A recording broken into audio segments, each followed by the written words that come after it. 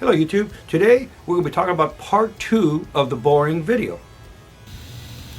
Alright, I wanted to take you to the middle of the shop and show you the boring area. This is where all the magic happens. This is a air float boring bar. Not everybody has an air float boring bar. A lot of people do have an air float boring bar. It sits there and it floats basically real easy, and there's some fingers here that center it in the bore.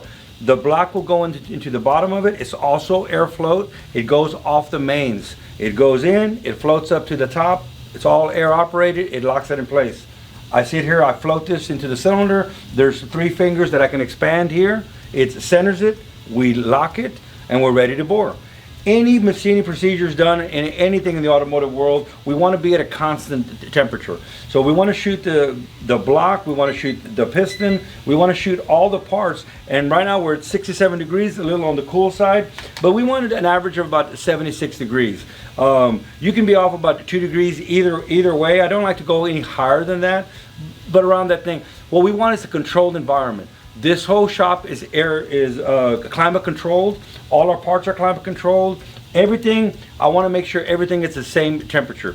It's really important. If you have a shop that's a lot hotter than this, it's okay to do your machine work in that shop. But all the specs that they give you in a book, they're not giving it to you at 80 degrees.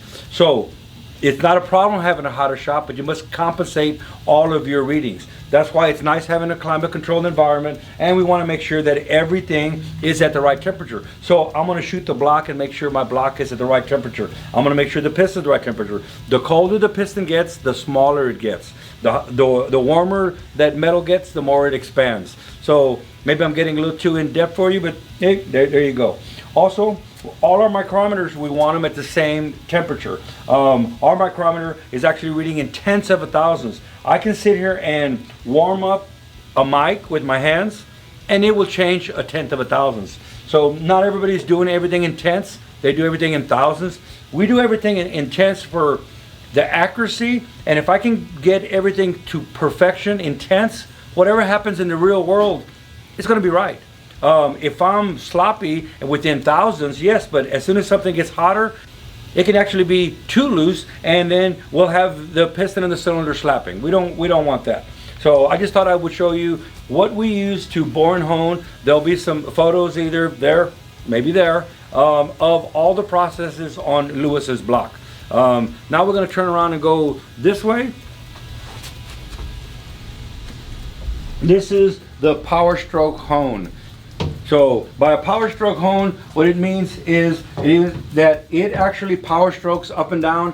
I can control the speed. By controlling the speed that it's stroking up and down, I can actually control the crosshatch. It's really important that a cylinder have the proper crosshatch. There'll be some other videos on actually how to bore. If you want to learn how to bore and be a machinist, if you want to learn how to hone, we'll have videos on teaching you how to properly do the machine work. In this video, what I'm trying to show you on the Flathead is how everything is done, so that when you hear your shop or your machinist tell you this is what they did, you know what they're talking about. In a power stroke hone, like I said, we're not sitting here manually doing this. While I can manually do it, it's all controlled, the amount of strokes. This is telling me if there's taper in the cylinder, there's no taper in the cylinder, when it's on top, when it's on bottom. I have a little jet ski cylinder in here right now that we're power stroke honing. I'm pretty much going to power stroke hone everything in this machine. If you enjoyed the boring video, hit the like and subscribe button. Tell your friends, tell your buds. As for me, I'm getting back to work.